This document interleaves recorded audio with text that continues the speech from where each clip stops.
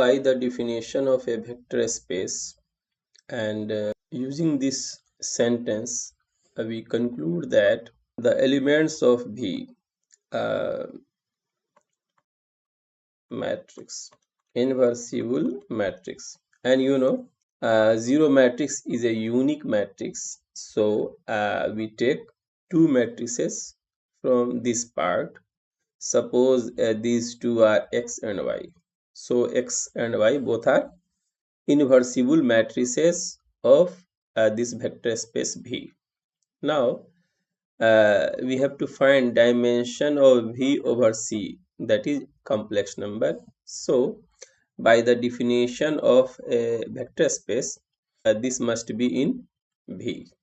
Okay. Now consider this determinant of this matrix C2Y. Okay. So if we vary these two complex numbers C1 and C2, then obviously for some C1 and C2 this should be 0. Think why?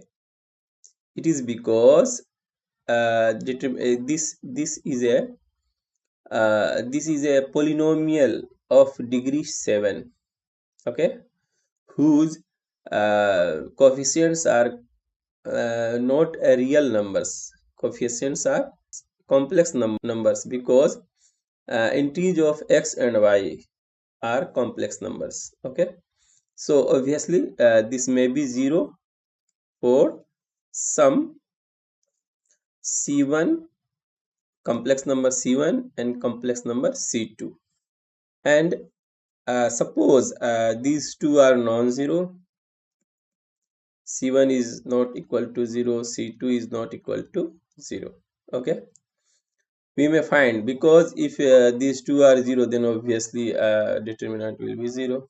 But you see here this matrix belongs to V, and this vector space V has either 0 matrix or inversible matrix, but here it becomes 0. It means that C1x plus C2y is not inversible.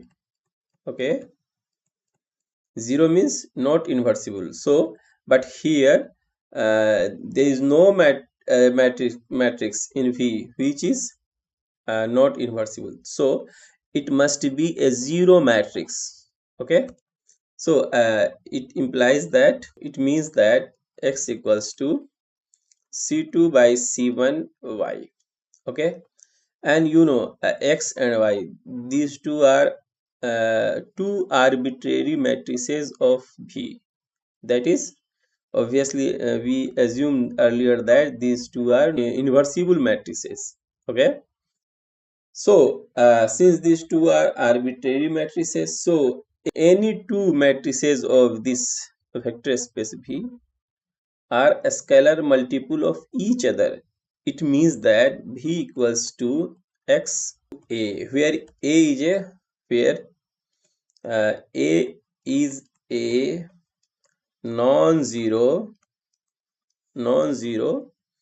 constant matrix. When we have such form of a vector space, then obviously the dimension is determined by this matrix, and since it is a non-zero constant matrix, so its dimension